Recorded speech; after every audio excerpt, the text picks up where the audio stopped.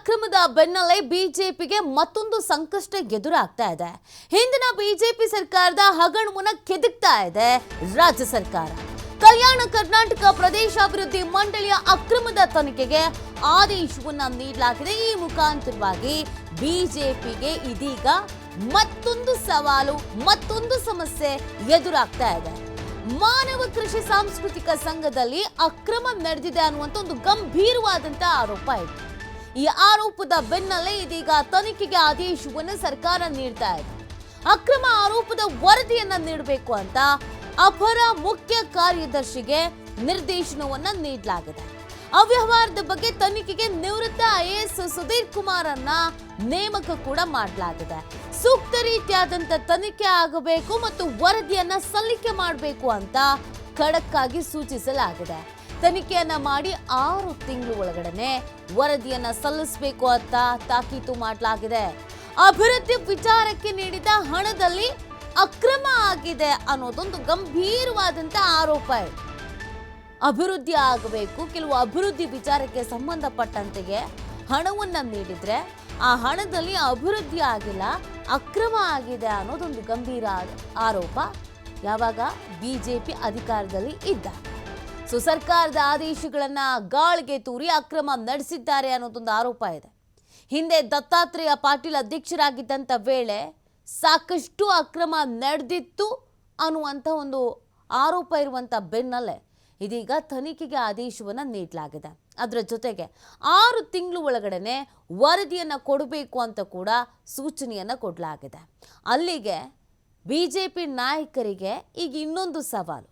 ಯಾಕಂದರೆ ಬಿಜೆಪಿ ಅಧಿಕಾರದಲ್ಲಿದ್ದಾಗ ಸಾಕಷ್ಟು ಹಗರಣಗಳು ನಡೆದಿದೆ ಅನ್ನುವಂಥ ಆರೋಪವನ್ನು ಕಾಂಗ್ರೆಸ್ ಮಾಡ್ಕೊಂಡು ಬರ್ತಾನೆ ಇತ್ತು, ನಿರಂತರವಾಗಿ ಮಾಡ್ಕೊಂಡು ಬರ್ತಾ ಇತ್ತು. ಆದರೆ ಬಿಜೆಪಿ ನಾಯಕರು ಮಾತ್ರ ಅದನ್ನು ಒಪ್ಕೊಳ್ಳೋಕ್ಕೆ ಸುತಾರಾಮ್ ರೆಡಿ ಇರಲಿಲ್ಲ. ನಾವು ಯಾವುದೇ ರೀತಿಯಾದಂಥ ಹಗರಣಗಳನ್ನು ಮಾಡಿಲ್ಲ, ಪ್ರಕರಣಗಳಲ್ಲಿ ಭಾಗಿಯಾಗಿಲ್ಲ, ಸಾಬೀತು ಮಾಡಿ ತೋರಿಸಿ ಅಂತ ಸವಾಲು ಹಾಕಿದ್ರು. ಕಾಂಗ್ರೆಸ್ ಸರ್ಕಾರ ಅಧಿಕಾರಕ್ಕೆ ಬರ್ತಾ ಇದ್ದ ಹಾಗೆಯೇ ಮೊದಲಿಗೆ ಕೋವಿಡ್ ವಿಚಾರಕ್ಕೆ ಸಂಬಂಧಪಟ್ಟಂತೆಗೆ ಅಕ್ರಮ ನಡೆದಿದೆ ಅಂತ ಆರೋಪಿಸಿ ತನಿಖೆಗೆ ಆದೇಶವನ್ನು ನೀಡಲಾಗಿತ್ತು. ಅದೇ ಮೊದಲ ಬಾರಿ ಬಿಜೆಪಿಗೆ ಸಂಕಷ್ಟ ಎದುರಾಗಿತ್ತು. ಇದೀಗ ಮತ್ತೊಮ್ಮೆ ಬಿಜೆಪಿಗೆ ಮುಜುಗರ ಆಗುವ ಎಲ್ಲ ಸಾಧ್ಯತೆಗಳು ಎದ್ದು ಕಾಣಿಸ್ತಾ ಇದೆ. ಕಾರಣ ಬಿಜೆಪಿ ಅಧಿಕಾರದಲ್ಲಿ ಇದ್ದಾಗಲೇ ಕಲ್ಯಾಣ ಕರ್ನಾಟಕ ಭಾಗದ ಅಭಿವೃದ್ಧಿಗೆ ಅಂತ ಕೊಟ್ಟಂತ ಹಣದಲ್ಲಿ ಲೂಟಿ ಹೊಡೆಯಲಾಗಿದೆ, ಅಭಿವೃದ್ಧಿ ಆಗಿಲ್ಲ, ಅದು ಕಂಡೋರ್ ಪಾಲಾಗಿದೆ, ಅಲ್ಲೆಲ್ಲರೂ ಶಾಮೀಲಾಗಿದ್ದಾರೆ ಅನ್ನೋದೊಂದು ಆರೋಪ ಕೇಳಿ ಬರ್ತಾ ಇದೆ. ಟಿವಿ ಸ್ಕ್ರೀನ್ ಮೇಲೆ ಗಮನಿಸ್ತಾ ಇದ್ದೀರಾ, ಆದೇಶದ ಪ್ರತಿ ಸೂಕ್ತ ರೀತಿಯಲ್ಲಿ ತನಿಖೆ ಆಗಬೇಕು, ತನಿಖೆ ಮಾಡಿ 6 ತಿಂಗಳು ಒಳಗಡೆ ರಿಪೋರ್ಟ್ ಕೊಡಬೇಕು ಅಂತ ಕೂಡ ಹೇಳಲಾಗಿದೆ.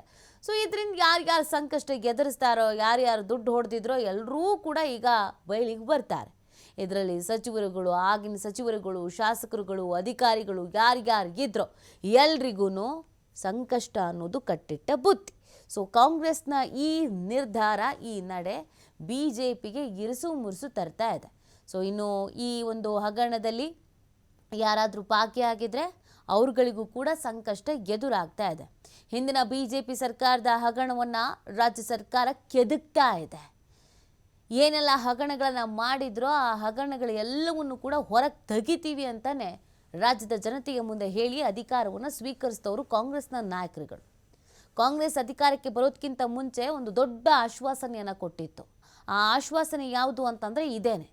ಬಿಜೆಪಿ 40% ಸರ್ಕಾರ ಅಂತ ಆರೋಪಿಸಿದಂಥ ಕಾಂಗ್ರೆಸ್ಸು ಬಿಜೆಪಿಯಲ್ಲಿ ಸಾಕಷ್ಟು ಹಗರಣಗಳು ನಡೆದಿದೆ, ಅಕ್ರಮಗಳು ನಡೆದಿದೆ, ಸಿಕ್ಕಾಪಟ್ಟೆ ದುಡ್ಡು ಹೊಡೆದಿದ್ದಾರೆ, ನಮಗೆ ನೀವು ಅಧಿಕಾರ ಕೊಟ್ಟು ನೋಡಿ, ಯಾರ್ಯಾರು ದುಡ್ಡು ಹೊಡೆದಿದ್ದಾರೋ ಅವ್ರನ್ನೆಲ್ಲರನ್ನು ಜೈಲಿಗೆ ಕಳಿಸ್ತೀವಿ, ಎಲ್ಲೆಲ್ಲಿ ಲೋಪದೋಷಗಳಿತ್ತೋ, ಎಲ್ಲೆಲ್ಲಿ ಅಕ್ರಮ ನಡೆದಿತ್ತೋ ಅದನ್ನೆಲ್ಲ ನಿಮ್ಮ ಮುಂದೆ ಬಚ್ಚಿಡ್ತೀವಿ ಅಂತ ಹೇಳಿದರು. ಯಾಕೋ ಬರ್ತಾ ಬರ್ತಾ ಬರ್ತಾ ಕಾಂಗ್ರೆಸ್ನವ್ರು ಸೈಲೆಂಟ್ ಆಗ್ಬಿಟ್ರಲ್ಲ, ಯಾಕೆ ಯಾವ ವಿಚಾರನೂ ಮುನ್ನೆಲೆಗೆ ತರ್ತಾ ಇಲ್ಲ ಅನ್ನುವಂಥ ಪ್ರಶ್ನೆ ಜನತೆಗೂ ಕೂಡ ಕಾಡ್ತಾ ಇತ್ತು. ಒಂದೊಂದೇ ವಿಚಾರವನ್ನು ಬಯಲಿಗೆಳೆಯುವಂಥ ಕೆಲಸವನ್ನು ಇದೀಗ ಕಾಂಗ್ರೆಸ್ ಮಾಡ್ತಾ ಇದೆ. ಮೊದಲಿಗೆ ಕೋವಿಡು, ಈಗ ಕಲ್ಯಾಣ ಕರ್ನಾಟಕ ಭಾಗದಲ್ಲಿ ಅನ್ಯಾಯ ಆಗಿದೆ, ಅಭಿವೃದ್ಧಿಗೆ ಅಂತ ಇಟ್ಟಿದ್ದಂಥ ಹಣದಲ್ಲಿ ಮೋಸ ಆಗಿದೆ ಅನ್ನುವಂಥ ಒಂದು ಗಂಭೀರವಾದಂಥ ಆರೋಪ. ಅದಕ್ಕೆ ಸಂಬಂಧಪಟ್ಟಂತೆ ತನಿಖೆಗೆ ಆದೇಶಿಸಿರುವಂಥ ಆದೇಶ ಪ್ರತಿಯನ್ನು ಕೂಡ ನೀವು ನೋಡ್ತಾ ಇದ್ದೀರಾ. ಈಗ ಆಲ್ರೆಡಿ ಇದಕ್ಕೆ ಸಂಬಂಧಪಟ್ಟಂಥ ಅಧಿಕಾರಿಗೆ ಸೂಚನೆಯನ್ನು ನೀಡಲಾಗಿದೆ.